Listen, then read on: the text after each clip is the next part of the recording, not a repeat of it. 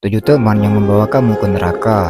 Alangkah baiknya ingatlah temanmu yang memiliki sifat ini, atau tinggalkan jika tidak bisa diingatkan. Teman egois.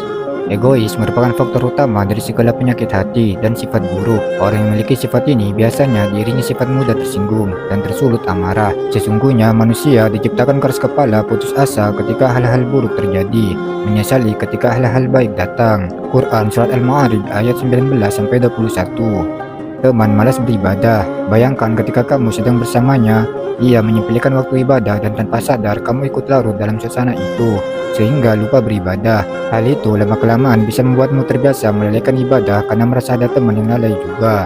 Sesungguhnya orang-orang munafik itu menipu Allah Subhanahu wa taala, dan Allah Subhanahu wa taala akan membalas tipuan mereka. Dan apabila mereka berdiri untuk sholat, mereka berdiri dengan malas. Quran Surat An-Nisa ayat 142. Teman sombong atau riya. Dan janganlah kamu memalingkan mukamu dari manusia karena sombong, dan janganlah kamu berjalan di muka bumi dengan angkuh. Sesungguhnya Allah Subhanahu wa taala tidak menyukai orang-orang yang sombong lagi membanggakan diri. Quran Surat Luqman ayat 18. Bangga dengan dosa yang diperbuat. Dosa yang diperbuat merupakan aib. Sebagai seorang muslim, kita harus menguburnya dan taubat dan bersumpah tak mengulangi lagi. Namun bagi orang yang malah membanggakan dan membenarkan perbuatannya itu sungguh tidak baik.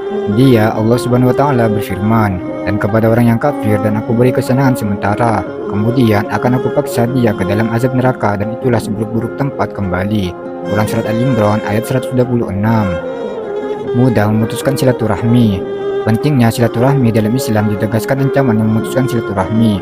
Diriwayatkan oleh Jubair bin Mut'im, Rasulullah SAW bersabda, "Tidak akan masuk surga orang yang memutuskan silaturahmi." Hadis riwayat Imam Bukhari dari Aisyah radhiyallahu anha, dari Nabi Muhammad SAW bersabda, "Orang yang paling dibenci oleh Allah Subhanahu wa taala ialah orang yang paling suka bermusuhan."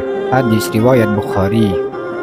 Teman bermuka dua. Dan apabila mereka berjumpa dengan orang-orang yang beriman, mereka berkata, "Kami telah beriman." Tetapi apabila mereka berjumpa kembali dengan setan-setan mereka, mereka berkata, "Sesungguhnya kami bersama kamu, kami hanya berolok-olok." Quran Surat Al-Baqarah ayat 14. Teman sering berbohong. Berkata bohong memang selalu menjadi api dalam setiap hubungan, termasuk juga hubungan pertemanan. Fondasi awal yang harus dimiliki seorang adalah berkata jujur. Hai orang-orang yang beriman, bertakwalah kepada Allah Subhanahu wa taala, dan hendaklah kamu bersama orang-orang yang jujur. Quran Surat At-Taubah ayat 119. Wallahu a'lam bishawab.